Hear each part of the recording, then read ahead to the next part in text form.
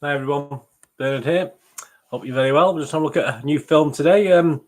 Looking at this one with Harry Potter. He's come a long way, hasn't he, from Harry? He's come a long way from Hogwarts these days, but he has to find films to do, doesn't he? So you can't blame him. He's got to go out there and do some stuff. This is from New Zealand, actually. This Guns Akimbo, or Get Loaded, a little subtitle that's in there as well.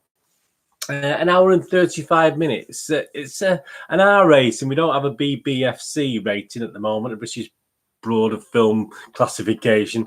So all we've got is an R rating. So I would imagine for the UK, it's got to be a 15 at least, perhaps to an 18, but I'm not too sure. Although these days it seems to be a little bit soft in the UK on what we give ratings, to be honest with you. Yeah, it's a New Zealand action comedy written and directed by Jason Lee Howden, who's been causing a few problems apparently on the internet, but we're not going to that. We're talking about the film, whether the film's any good or not. But the backers of the film have obviously stood behind the film, and obviously the other directors have been causing quite a few problems. If you put his name into Google, I'm sure you'll find out what he's been up to. Anyway, it stars Daniel Radcliffe, Samara Weaving, Natasha Liu, Bo Dizzo, Ned Dennehy, Grant Bowler, Edwin Wright, and Rhys Darby. And what's it about? Well, Miles. It's about little Miles. Daniel Radcliffe plays a guy called Miles. He's stuck in a dead-end job, aren't we all? Still in love with his ex-girlfriend, Nova. Why not? Unbeknownst to him, a gang called Schism is running a deadly competition within his city in which complete strangers fight to the death for the entertainment of an online audience of millions. So it's set in the near future. Miles soon, not a very nice future in my opinion, but there you go.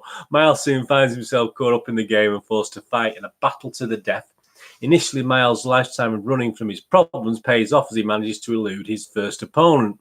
But when Nova is kidnapped, he must finally stop running and overcome his fears to fight for the girl he loves. Yeah, I mean, it makes it sound all very twee, that, doesn't it? But it's nothing like that when you watch the film.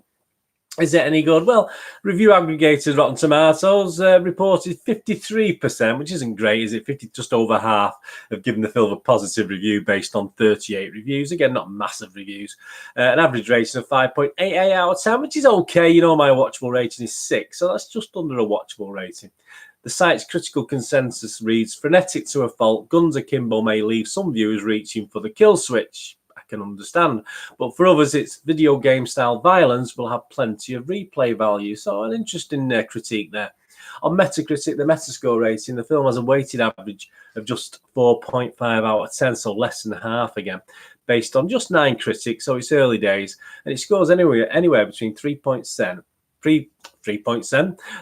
and 7.5 out of 10. One of the lowest marks was from Slant Magazine's Stephen Scaife. He gave it a 3 out of 10 and wrote, writer-director Jason Lee Howden's humour might have been tolerable if his film was at least reasonably imaginative. The rap Simon Abrams a little bit kinder. Guns Akimbo may be too mild to be memorable, but is a mostly satisfying time waster. And the film stage's Jared Mubarak gave it 6.7 out of 10, one of the highest scores, with an unhinged Weaving chewing the scenery as Nix and a perfectly cast Radcliffe doing his best to survive while also finding it impossible to keep Miles's snarky thoughts in his brain out of his mouth. It's hard not to be entertained. The user's Internet Movie Database, 6.6 out of 10, which isn't too bad on IMDb, 6.6 score. Some of the comments on there, much better than I expected, 9 out of 10. Best Harry Potter film yet, 10 out of 10, some real wag there. Shoot 'em Up meets Mayhem, yes, 9 out of 10. Can't believe Harry Potter could sink this low, 1 out of 10. And Mixed Feelings, 7 out of 10. Yeah, and I've done a little review for MovieGameNostalgia.com. And yeah, it's not really my type of movie. But yeah, I got through. It was one, someone said about turning it off before. I must admit, the first 10, 15 minutes, I very nearly came to the stage of either picking a phone up and doing something else or watching it. It is a film I could sort of watch while doing other things, to be honest with you.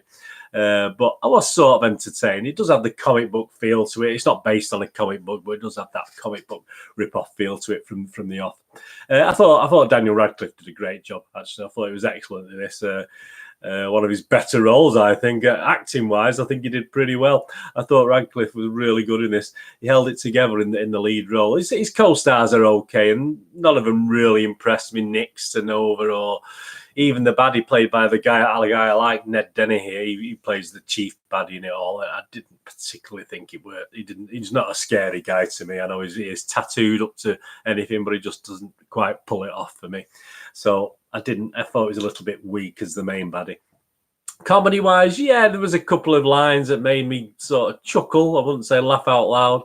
They only succeeded very occasionally with the comedy, although in these days now, things like the Suicide Squad, Birds of Prey, and all that sort of thing now, the efforts in this are quite tame, to be honest with you. It never really pulls it off or gets near to the quality of some of the other comic book conversions we've seen these days. A good turn-your-brain-off actioner. And certainly for fans of Radcliffe, if you like Daniel Radcliffe, I won't put you off watching it. It's a good little vehicle for him to move in. The plot's okay. It's nothing fantastic, but it's okay. Did I see anything different to some of the classics? I mean, I think back to the originals when I was at the video shop in Manchester, things like Tank Girl, which were quite clever at the time. And this tries to sort of join the club of being clever, but doesn't quite pull it off. So as a rating, well, I'm going to give it a watchable rating, actually. I'm just going to give it. I could have gone 5.5, but I did watch it all the way through. I stuck with it, and it was okay. I say I'm not really in the demographic, am I, for this sort of film, I don't think. But I did quite enjoy elements of it, and it wasn't a total disaster. It didn't drag on too long, fortunately. Could have been 10 or 15 minutes less, but no, I'm going to give it a 6, which is a watchable score, which a little bit down on the IMDb, but a bit better than the critics. So I've probably sat on the fence with that one, haven't I? About 6 out of 10. You let me, if you get to watch this Guns Akimbo, please, if you do like it, let me know in the comments below what you think. But I'm going to give Guns Akimbo, Mr. Daniel Radcliffe, one of his better performances. I quite enjoyed it from Daniel, a 6 out of 10. Please let me know what you give it.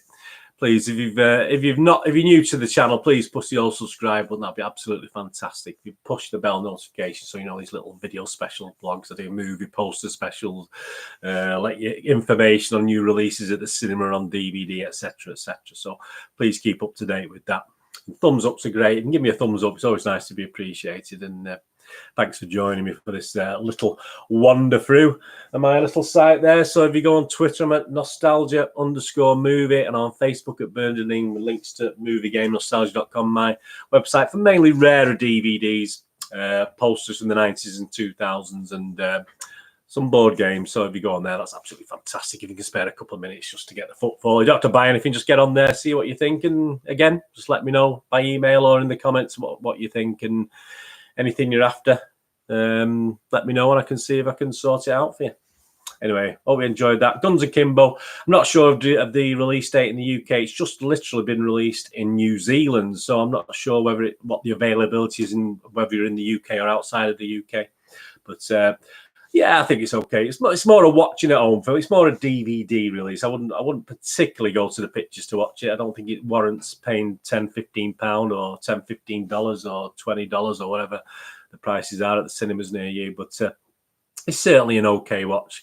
Definitely for Daniel Radcliffe fans, and an okay watch for people who like a little bit of action. Turn your head off action, turn your brain off action, modern action, sort of comic book style thriller, action thriller. Anyway, thanks for watching this. Whatever you want to do the rest of the day, have a great one. Look after yourself, look after your friends, more importantly, look after your family, and hopefully you join me again very soon for something else. This is Bernard saying goodbye. Thanks for watching.